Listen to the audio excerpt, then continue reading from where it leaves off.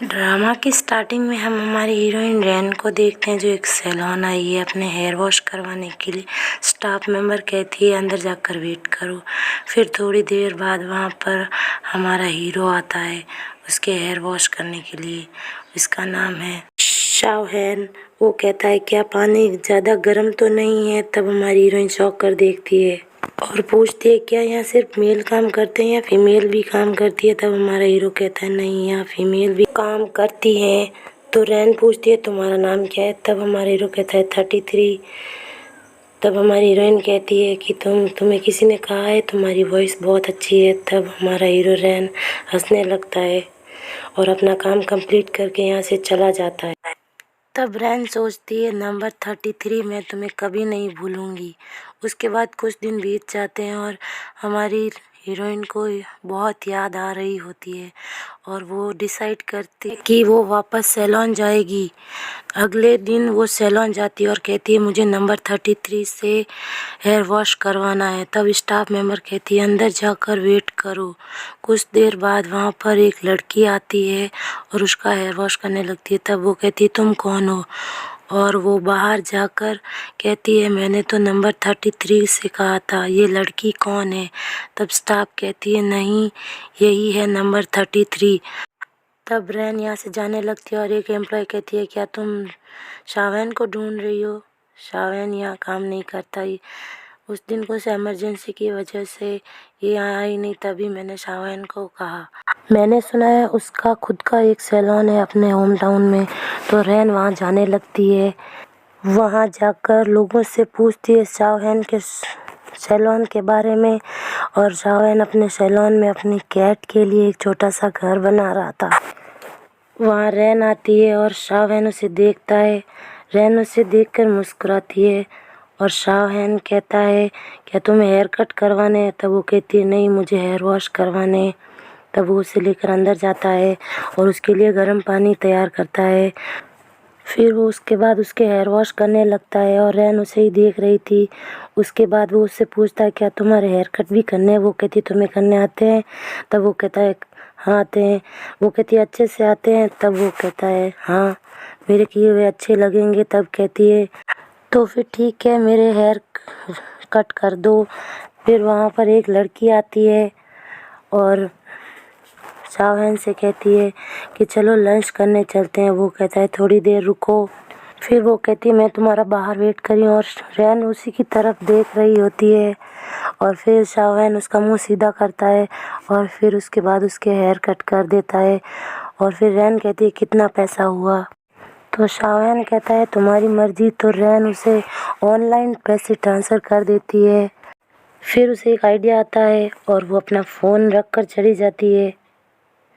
फिर टैक्सी से अपने घर वापस चली जाती है और वहाँ देखती है अपनी केयर टेकर को बाजू वाले अंकल से बातें करते हुए। फिर वो उनके पास जाती है और उन्हें हेलो करती है और फिर केयर टेकर कहती है तुम कहाँ थी?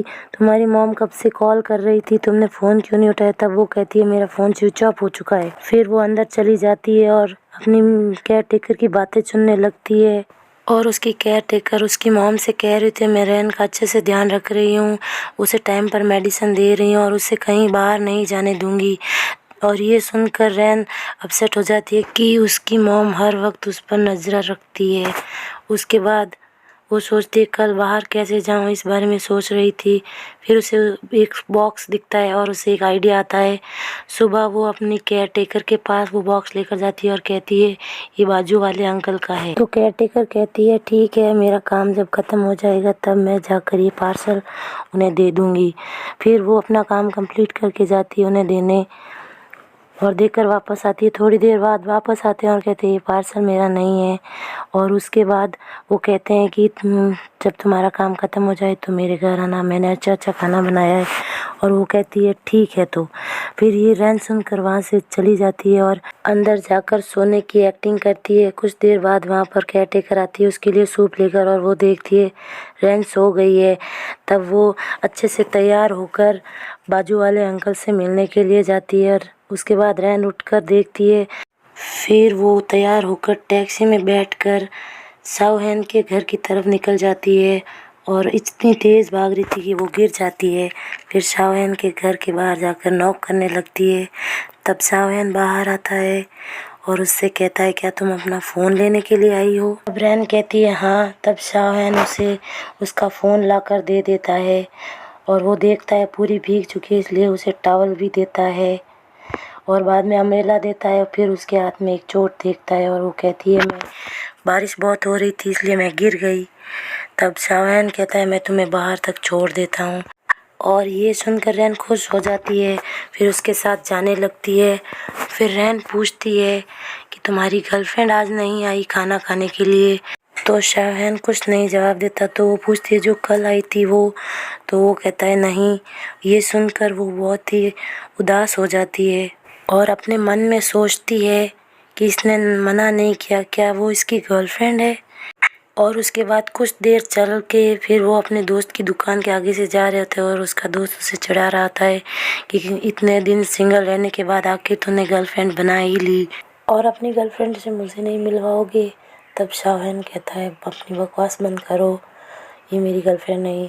तब रैन कहती है, मेरा नाम रैन है।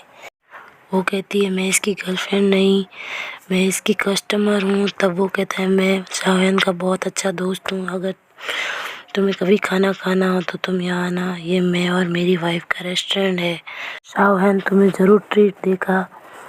तब शाओहेन कहता है, ये लो अम्ब्रेला और खुद ही चली जाओ। तब वो कहती है, मैं तुम्हारा अम्ब्रेला कल लौटा दूँगी। तो वो कहता है, नहीं, इसकी कोई ज़रूरत नहीं है। तब वो यहाँ से चली जाती है। टैक्सी में बैठकर वो उसे देख रही थी। फिर अपने घर पर पहुँच के अपनी केयरटेकर को देखती है और पीछे वाले रास्ते से घर में जाकर खिड़की से देख ही रही थी कि वहाँ पर उसकी मॉम आ जाती है और वो कहती है, मॉम आप यहाँ? तो कहती है, कल तुम्हारा बर्थडे है, मेरा तो आना था ही। फिर उसके बाद रात को वो उस अम्ब्रेला को देखते हुए क्या सोचती है कि क्या शाओहेन सिंगल है या उसकी कोई गर्लफ्रेंड है। इसी के साथ हमारा ये एपिसोड ख़त्म हो जाता है। Thank you.